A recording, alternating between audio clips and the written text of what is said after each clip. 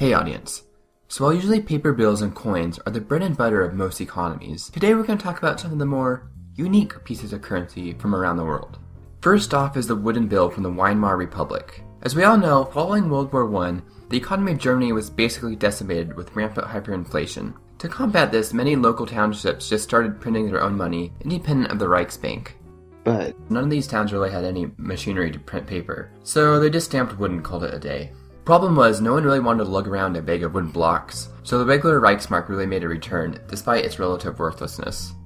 On the topic of hyperinflated currency, during the days of the 13 colonies, counterfeiting was extremely common due to the lack of sophisticated anti-counterfeiting measures we have today. So what do you do to create artificial scarcity? Put death threats on the money, of course. That's right, most of the colonies put something along the lines of, "To counterfeit is death," on their currency. Hungary in 1946 probably takes the cake for inflated currencies, putting the Weimar Republic and Zimbabwe to shame, as they had to issue the 100 million billion pango, which, get this, equaled about 20 US cents. So, in the African nation of Zaire, today known as the Democratic Republic of the Congo, they had deposed their dictator Joseph Mobutu in 1997. Problem was, they found themselves with lots of currency with his face on it, and being an African third world country meant going through regime changes faster than a senior staff physician in Donald Trump's White House. This meant if they spent all the money they didn't even have to reprint their currency, it could soon be outdated. The solution? Just punch out Mobutu's picture on the money. Now, before coin-based currency had become common, many ancient societies would trade using salt, like East Africa during the Middle Ages. It was actually quite practical, as if you wanted to make change, you could just break off a chunk from the block.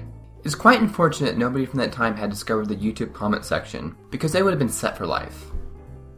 In medieval Russia, squirrel pelts were actually used quite often as currency. PETA must love that. Now, you'd think that trading rodent skins might have unknowingly spread a lot of disease, but in fact, it was actually thought to have lessened the impact of the bubonic plague on Russia, as it reduced the number of disease-carrying parasites roaming around.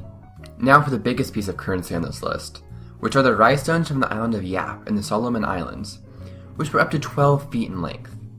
Since Yap lacked any limestone, villagers would paddle out to the island of Palu and carve out one of these behemoths and then bring it back. Now, as much as I'd love to imagine someone pushing these around to the local market, they usually just remained in place and the ownership would change. So, thanks for watching. Make sure to like and subscribe.